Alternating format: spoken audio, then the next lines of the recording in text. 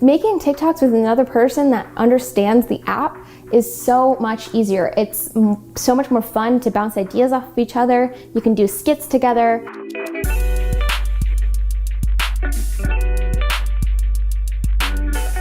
So now we're going to go into Module 9's interview with Shelby, our TikTok influencer, and we're going to be discussing all things collaboration.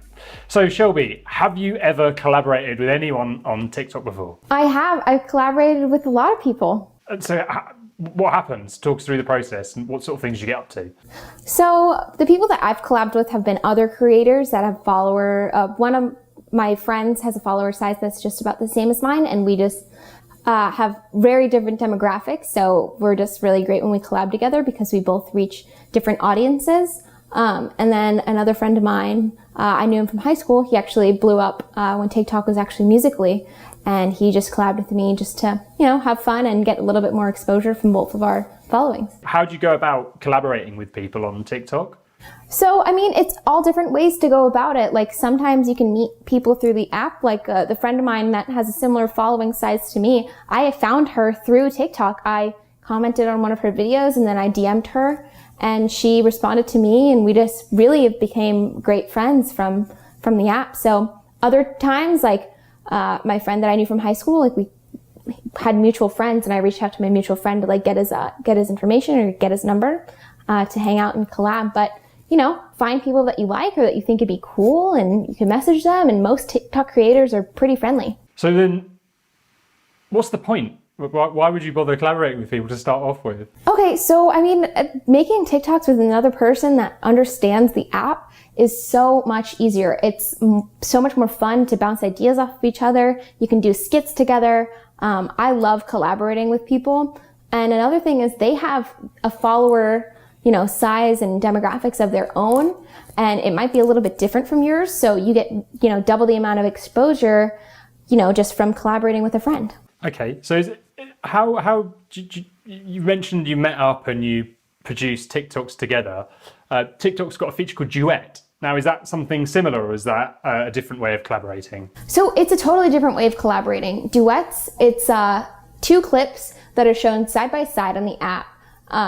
The clip on the right side is the original video, and the clip on the left side is, the duetted video. And this, you don't have to be in the same room. You don't have to be near each other. It can just be two random people on different sides of the planet that decided to do a duet together.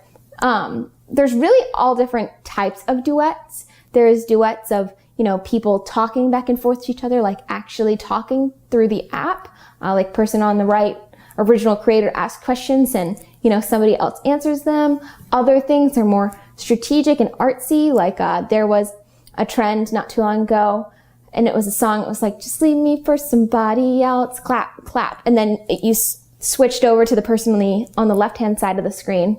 And like the other person did the dance. And then you switched back over to the right person on the side of the screen and they did the dance. So yeah, duets are fun too. So do you have to get permission from the person you're duetting with? So it's relative to the creator. I have my duets turned on. So literally anybody on the app can duet me. It doesn't matter. And, some people don't like when fans or people duet them. So they have that turned off. But as long as it's turned on, yeah, you don't need any permission. Just go for it. I can't wait for our first duet then, Shelby. Oh yeah, let's do it. When it comes to collaborating with other creators, what's your top advice for people looking to do that? Just don't be afraid to, reach out and be friendly. I don't really consider myself a super outgoing person. A lot of people tell me that I am, but like on the inside, I don't feel like that. But yeah, just don't be afraid to reach out. Most creators are really friendly and are happy to, do some collabs with you. So it sounds like if you just go for it, you might actually be surprised with the answer you get. Yeah. And is there anything you should not do when you reach out to collaborate with someone? Don't be like really upfront with them. Be like, you have, 6 million followers and I only have 100,000. Let's collab so I can get more followers. Like, don't do that. Like, that's just a bonus. Like, reach out, be friendly, see if you guys vibe together and, see if there's a way that you guys could meet up. And if they say yes, then they say yes, and that's cool. And if they don't, they're like, no, I'm really busy. I only collab with, people that, do this and that, and that's fine. Whatever. There's, billions of people on this app just reach out to a new one.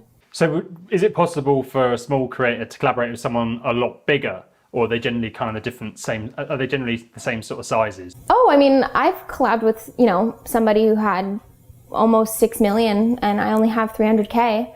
And, I'd be fine collabing with somebody that only had 150K. It's, just relative to, the person.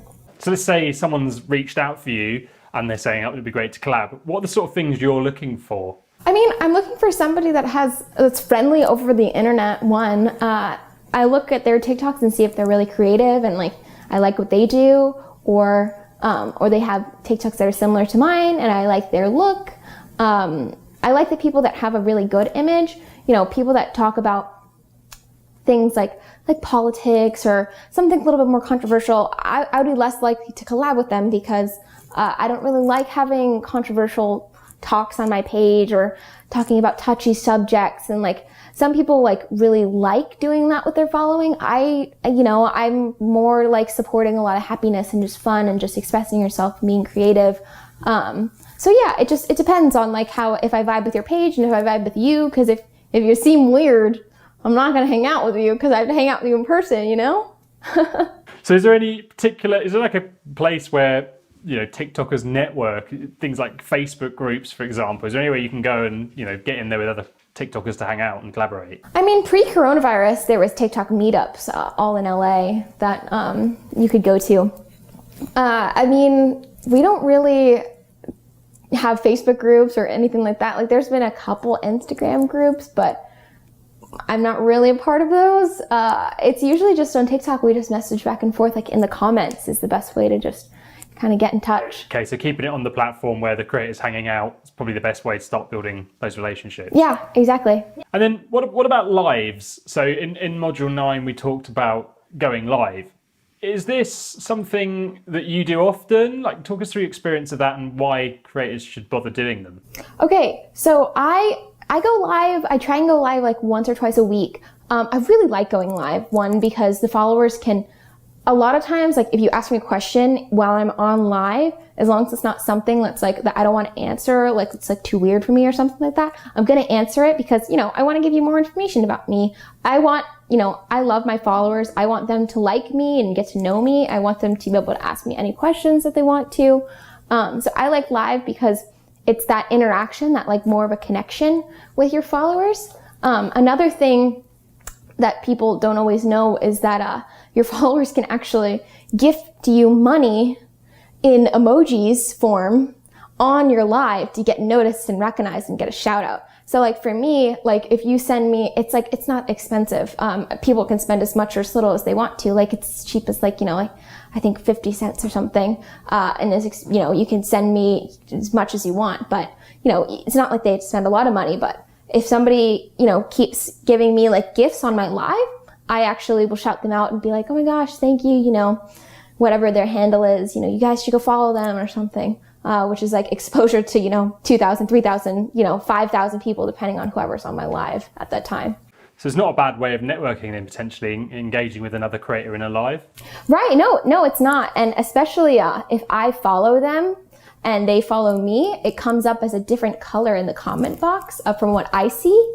So I can actually see you if you're a creator and if you follow me and I follow you, it'll come up. I think it's blue. And yeah, or if it's just somebody that I follow and they're commenting to me, it comes up yellow. So, but yeah. So going live can be a bit of a terrifying thought for people like me. It's kind of what sort of stuff do I talk about? Are you just hanging out, sitting there, or does it have a point? I mean, it depends on the live that I'm doing that day. Sometimes I have just Q&As with my followers, or to be I want to tell you the stories from my weekend. Or other times we've played some fun games on my live, me and my friend were playing Jenga, and we just played it on live, and people just want to watch and interact and chat and have fun. But when you're on your live, you don't have to talk about anything specific. You can just kind of get on there and be natural and talk. Is there anything you shouldn't be doing when you're going live? I mean, again, just follow the community guidelines. Don't do anything too crazy. Don't be cursing too much. Just, don't be dumb on there. follow the guidelines because you can get this privilege taken away from you. And I also wanted to touch on how I was talking about getting gifts and getting paid money. You can't actually get paid unless you're 18 legally on the app. So if you're 16 and you're like, why isn't this working? That's why. And this live, we probably covered, we did definitely cover this in the course, but you only get live when you reach a certain amount of followers too. So it's not something that you can go on straight away and do. You kind of got to earn that. Right, you have to earn it. You have to have a certain amount of following to get to that point. Thank you very much, Shelby. And next module, we're going to be chatting about making money and working with brands, which is probably what everyone's wanted to know about as soon as they came on this course. So I'm really excited about going through that with you and talking about your own personal experiences there. So thank you very much for your time. Perfect. Pay attention, guys.